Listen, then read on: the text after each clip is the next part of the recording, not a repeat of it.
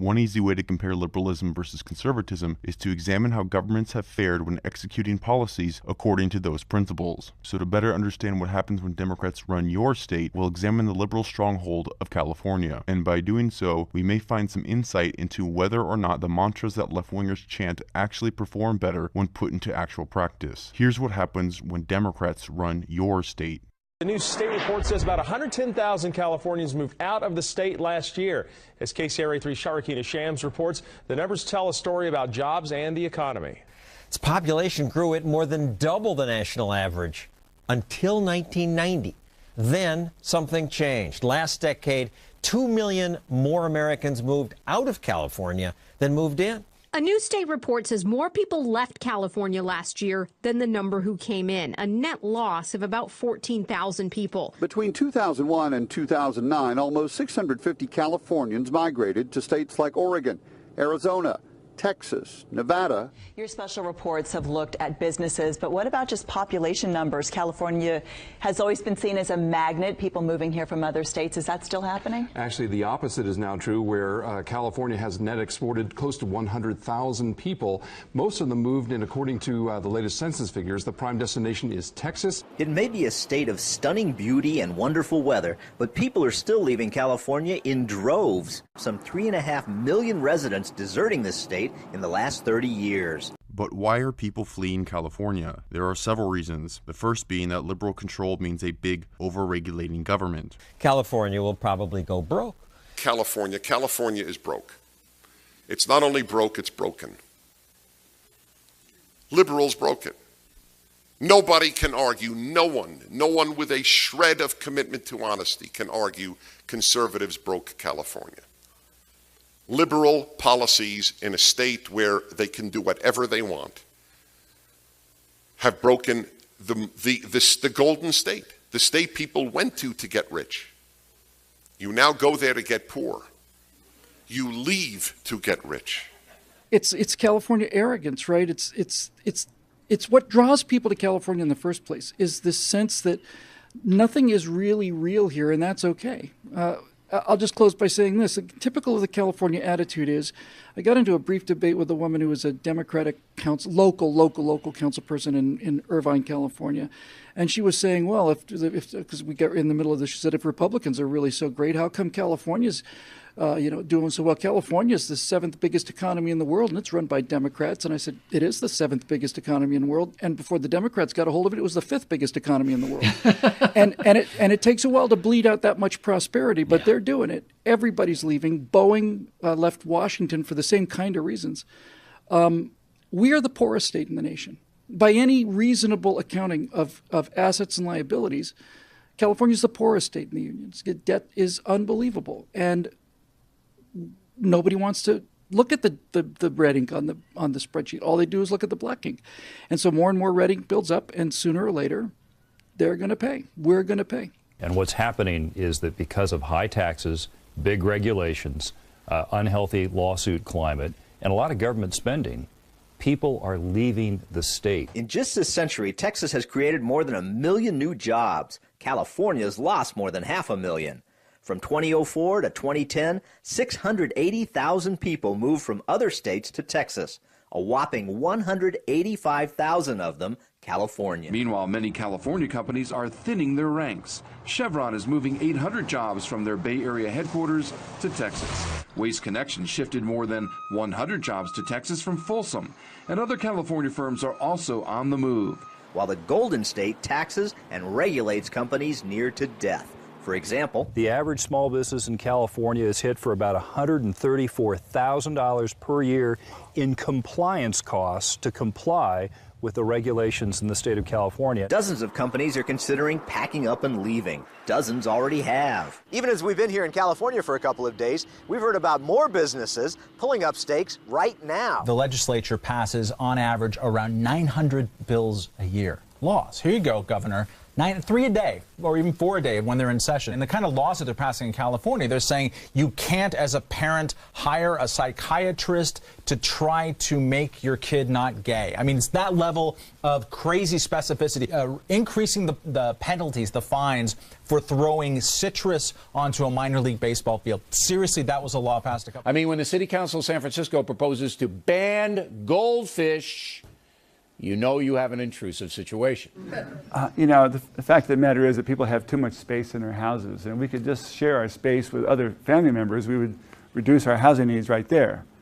And I think the number of housing units needed is a lot less than people think, because the old standard for housing is basically circa 1980, when people all lived in their own independent apartments or independent housing units. There was no doubling up at that time.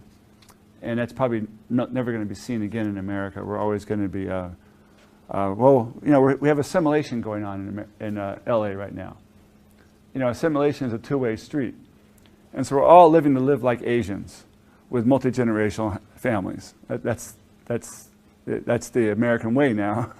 In Texas. Texas is just a wonderful state. It's a wonderful state. I mean, we went to a little town in the middle of nowhere, and we were talking with some of the people there, and they were talking about how they were basically just able to build their houses without any state permitting, without any local permitting. They just go out and build a house. Like, that's America, man. I mean, that's awesome. In California, you have to get a permit to retile your bathroom. I mean, legitimately, you have to get a permit to retile your bathroom. In my house. A good example is if you want to build a strip mall. It takes, just to get permission to break ground and start construction, it takes 4 to 5 months on average in Texas. It takes 4 to 5 years on average in California. And that's one of the things that helps drive up the cost of housing and business complexes and factories in California. Companies leave for 3 primary reasons: high taxes, excessive regulations, and the threat of really ridiculous lawsuits. And they are leaving for places like Arizona, a state that means business. Arizona's fast-track permitting allows certified architects and engineers in Phoenix to get building permits in a single day. By contrast, Dwayne Woods will tell you that California's process is painfully slow. As the former executive at Waste Management, the largest recycling company in the world, Woods moved his regional headquarters from California to Arizona. We started trying to permit a major recycling facility in LA, at an old landfill site, mind you. That site is still not permitted to this day. How long has that taken? Over 10 years. And after a decade, there is still no facility in California. Yet it took just 2 years to build the same plant in Arizona. If you took a whiteboard and said, how can we make it difficult? How many agencies can we layer on? California's as complex as it can be. It's not an employer-friendly state to that, and it's to that end, it's more difficult, definitely more costly to operate in. Of all states, California ranks dead last for policy friendliness, with key negatives for high taxes, high workers' compensation costs, and high electricity costs. All the green policies, essentially, renewable mandates. Renewable mandates are for solar and wind and other things which are higher cost, and because California's imposed that on their energy industries, costs are higher in California than in Texas. Is that That's right, about 50% higher in California. 50% higher. Yeah, and they're going up. That's the scary thing, is that they could go up even more. Government at the state and local level consumes about 1/3 more of the economy in California than it does in Texas. And that, with that extra government, you have things like 1/3 of the nation's welfare recipients are in California, even though they only have 1/8 of the population. You have more regulations, more taxes, everything. We have a graph of the welfare recipients, the percentage of households receiving public assistance.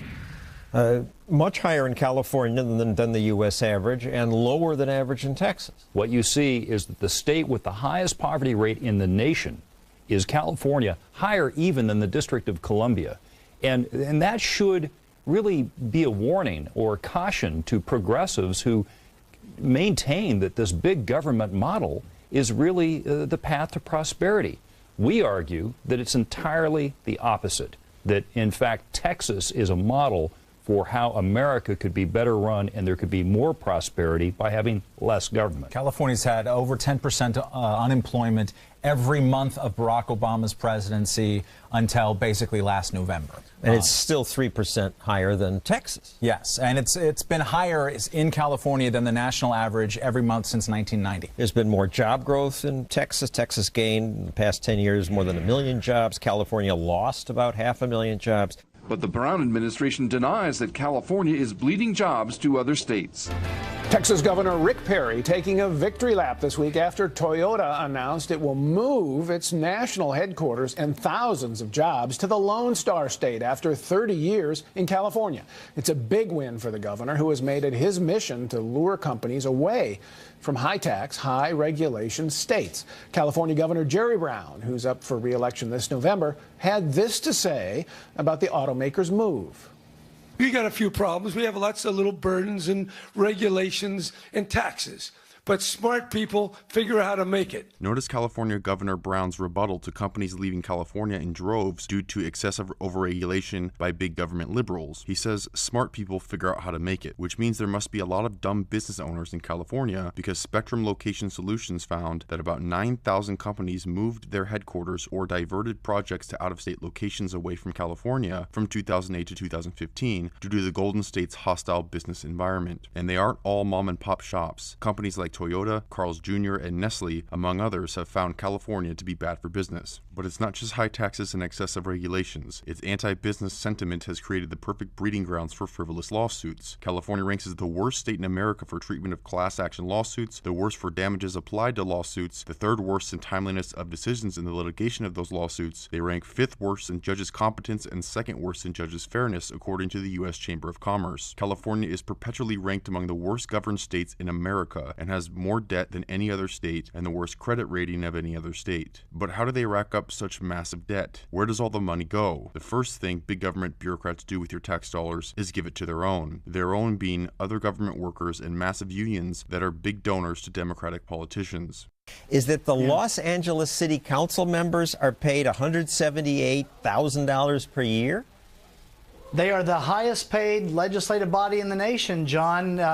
We just had a councilwoman that Janice Hahn went to Congress, the House of Representatives, and she has to take a cut in pay.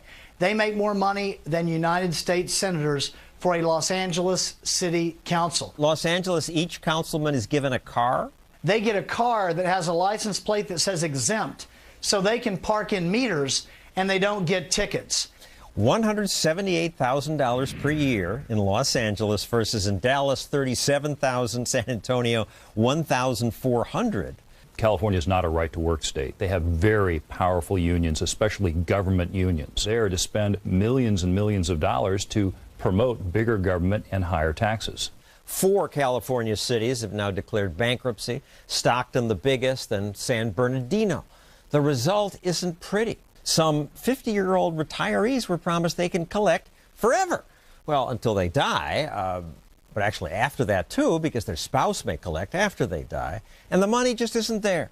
Politicians promised them much more money than the town had. So, do the people in San Bernardino realize that's the reason the town went belly up? No. One union blamed the mayor and former city manager for spending money on a downtown movie theater. Yeah, the movie theater is nice, but it's nothing compared to the $45.8 million deficit that the city of San Bernardino is running. And by the way, when they filed for bankruptcy, they had $150,000 in the city bank account. The San Bernardino politicians said, we didn't see it coming. How could they? They owed $46 million. They had $100,000 in the bank. Yes, and they have payments that they're required to pay into CalPERS, $1.8 million a month.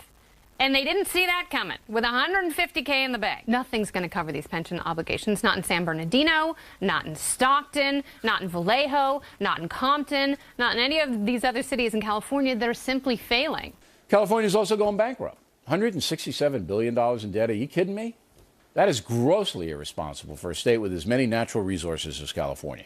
I mean, these pinheads in Sacramento think they can just spend money, and other people have to pick up the tab. Tough times in Stockton, California, with that city, the largest one ever to file for bankruptcy. And city officials are saying it was tough, but necessary. Stockton is one of 3 cities now to declare bankruptcy in the state. According to Vice Mayor Kathy Miller, public safety employees were costing the city, on average, more than $150,000 each per year. We heard about that hefty benefit package there and for those employees. How did it get to that point where they were able to collect so much? You know, it happened incrementally over about a 10-year period. and during the 1990s. And Stockton's not alone in this. Cities all across our state, especially, really ramped up enhanced pensions and increased benefits. And one of the benefits that Stockton granted to its employees, which ended up really being the largest single problem that we have financially, is we granted free lifetime medical benefits to our retirees. Wow. The mayor of Stockton, who owns this balloon shop, thinks her city and her country will find a way out of their current malaise. I think we have a good future. I think we're still figuring out how we play that future, what role we have, and how we resume again our prominence in innovation and manufacturing and a lot of those industries. It's a matter of evaluating who we want to be when we grow up. The mayor of Stockton is the owner of a balloon shop. That's right, a balloon shop. And after her incompetence and fidelity to the left-wing policies inevitably ends in failure, she says Stockton is still figuring out what they are, which is interesting because this is a city first established in 1850 and had a population of over 50,000 people by 1950, over 100,000 residents by 1970, and nearly 250,000 residents by the year 2000. And yet she says the city is still figuring out who and what they are. The left-wing state of California ended its 2014-2015 fiscal year negative $175 billion. California Democrats are so liberal with taxpayers' money, they'll spend it on just about anything, as long as it makes them look compassionate and pleases their voter base. In Richmond, California, the Office of Neighborhood Safety was paying young men not to kill each other, with a maximum of $1,300 per month not to kill someone, funded by taxpayers. California Democrats are now pushing legislation aimed at helping poorer families be able to take beach vacations. Assembly Bill 250 would direct the State Coastal Conservancy to develop new, low-cost accommodations and improve existing affordable accommodations with the goal of making a trip to the beach more accessible for families that don't have a lot of money. The city of San Francisco has implemented multiple government-funded projects to curtail the public health problem of feces and used syringes all around the city. And the liberal elitists who inhabit San Francisco says it's everyone else, the people inhabiting the non-coastal states, that are the idiots. People and businesses are leaving California because left-wing belief systems inevitably create a massive government with excessive regulations and overspending on anything that could win them a vote, but also through spending billions annually on illegal immigrants and horrendous public schooling systems. California owes an astounding $167 billion, and it's running an annual deficit of about $9 billion, money that can never be paid back. And what is California getting for all that? High school graduation rate, 37 out of 50 states. Businesswoman Lana Zweigart decided that placing her son in a crowded high school where many students do not speak English was simply not an option. Rather than pay the high tuition costs of a private school, Zweigart decided it was time to move her family and her company out of California. Her story is the story of middle-class Californians and business owners that have simply had enough of the declining quality of life and no longer have any faith that Sacramento and Washington will act to secure the border and protect American citizens. I've been in California for 31 years.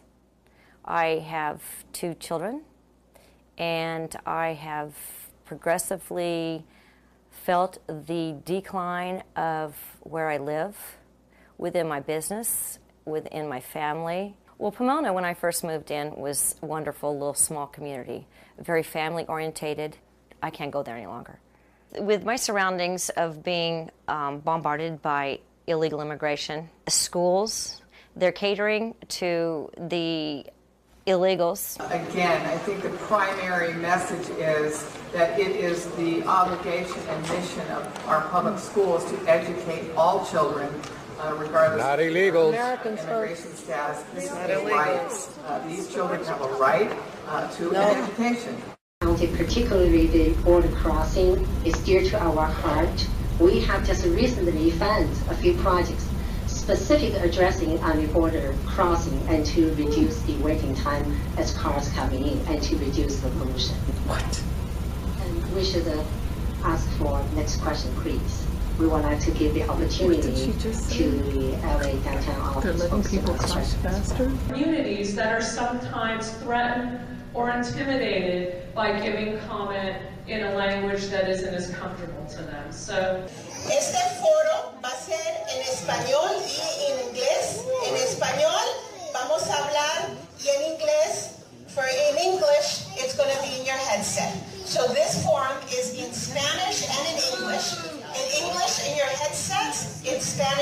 we're going to be speaking on the microphone. We live in America. It should be in English. More people here speak English and Spanish.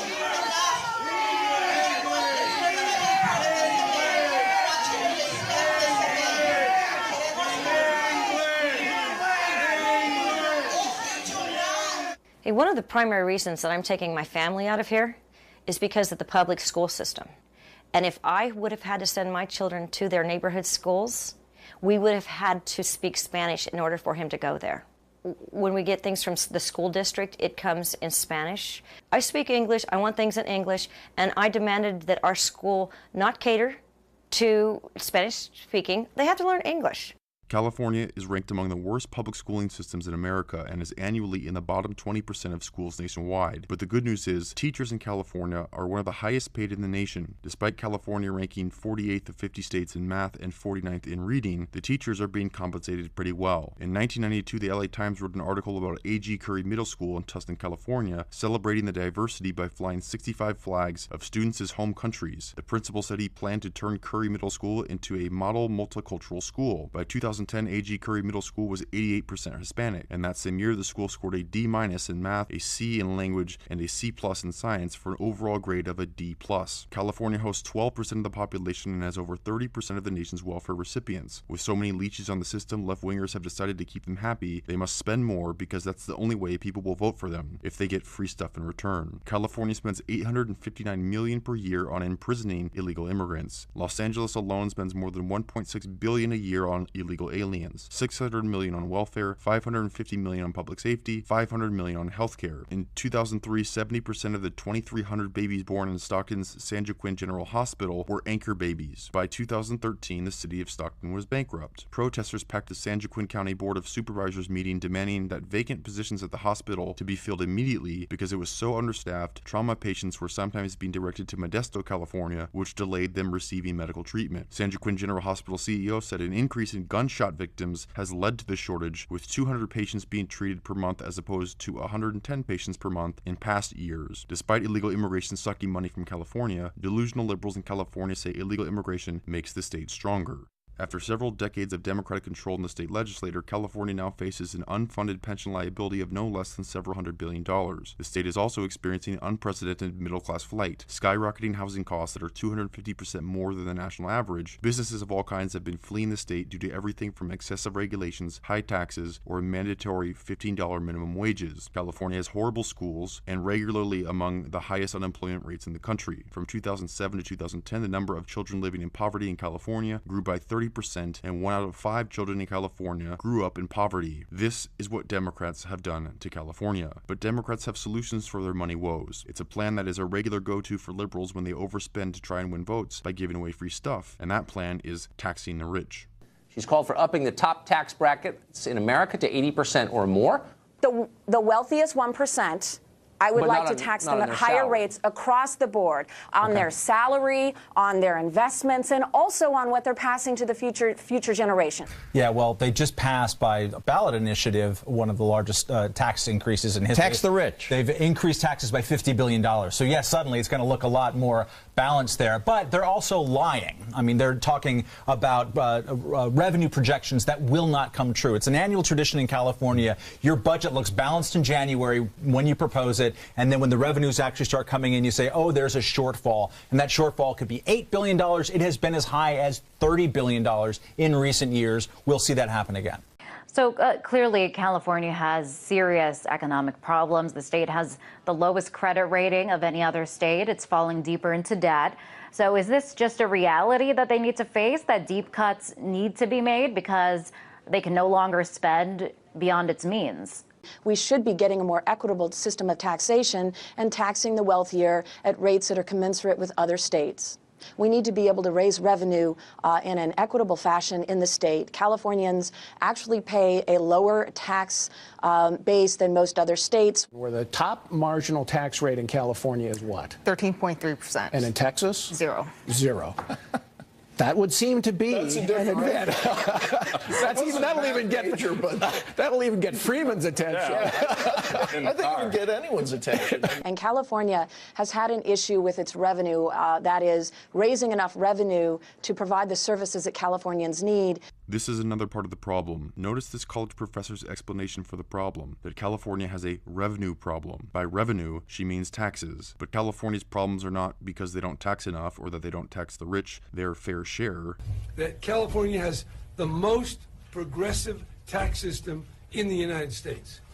We do ask those who make the most money to pay the highest percentage of taxes. California is among the highest tax states in the country. California has the highest personal income tax of any other state in America, significantly higher than any other state. The Federation of Tax Administrators ranks California as the top taxer with a 12.3% income tax, and if you make over $1 million in the state of California, the income tax rate jumps to 13.3%, nearly 30% higher than the number 2 state of Oregon. The top 1% of earners in California account for over 40% of income tax revenue. California is 4th highest in the nation in per capita corporate income tax revenues. California is the highest sales tax than any other state. California is the highest gasoline tax than any other state. California even taxes carbon emissions. California's problems are not the result of not taxing enough or the rich not paying their fair share. California does not have a revenue problem. California has a spending problem. Turns out giving away free stuff to people in exchange for votes can be very expensive. I think the politicians want to get reelected, and the state government workers want to get as much as they can before the whole house of cards comes tumbling down. The problem is California is Greece, the Greece of America. There are too many people riding in the wagon, not enough people pulling the wagon. Now they've raised taxes, so you're going to see the productive people leaving the state and more people living off the government, voting for more government, but sooner or later, nobody's there to pay the bills. It's too expensive to create jobs. It's too expensive to finance a bloated workforce. It's too expensive to maintain all these pensions. But by the time you reach that level, if more than 50% of the voters in your state are somehow riding on the wagon, are either government welfare beneficiaries, government workers, or the retired living off government, how do you ever change? And that's what makes me so pessimistic. A beautiful state that I think is being ruined by big government. California has failing infrastructure all over, with an estimated $130 billion backlog in needed infrastructure repairs. California just passed another tax increase, a 12 cents per gallon gas tax and 20 cents per gallon on diesel fuel, while also increasing the vehicle licensing fee from $25 to $175 per year, depending on the value of your vehicle, the average fee increasing by $48 per year. California's general fund has increased by $36 billion over the past 6 years, and yet there's no money for infrastructure. The money they should have spent on infrastructure, they spent on their constituents and voters in the form of government handouts. The bad business climate created by liberals forces businesses to flee. With less jobs, unemployment rates become high. Importing immigrants from third world countries who are largely uneducated, unskilled, and speak little to no English makes employing them difficult, so they live off the taxpayer. Never-ending welfare benefits given to the poor provide just enough to get by, and in return generate loyalty to Democratic politicians because the poor depend on them for their income. So voting Democrat is essential to their livelihood. Modern liberalism, as exemplified in the state of California, is a giant Ponzi scheme, which inevitably ends in financial collapse. And when that collapse happens, they won't say it's because of government. They will say it's because of capitalism and greed. And so in order to save us from greedy capitalists, we need more government control. In a previous video, I covered how liberals' so-called compassion destroyed the economy, and after it happened, they didn't attribute the failure to left-wing politicians implementing compassionate policies that ignore basic economic principles. They say it's because government didn't do enough, and that will always be the answer when Democrats and government ruin their surroundings. The Ponzi scheme is Democrats win votes by appealing to the emotions of the populace. They champion to help the poor, the sick, and people from third world countries, and the way they help them is by giving them free stuff, welfare benefits, free schooling, scholarships, free health care, increasing minimum wages, and appealing to each and every union, giving them more money, more benefits in exchange for votes. But all these promises cost money. But the government doesn't know how to make money. Government only knows how to take it. And as soon as their voter base wants something else, they are perfectly content to use your money in return for loyalty from their voters. And if you don't like it, you're a racist, sexist, homophobic, misogynist, ableist, Islamophobic, xenophobic bigot who hates the poor and sick. This is what liberalism creates, a system that rewards the unproductive at the expense of the productive, and with never-ending mouths to feed and votes to win, they make more promises that cost more money, and those who have the money and run the businesses that provide the jobs end up leaving, and then you have a failed state.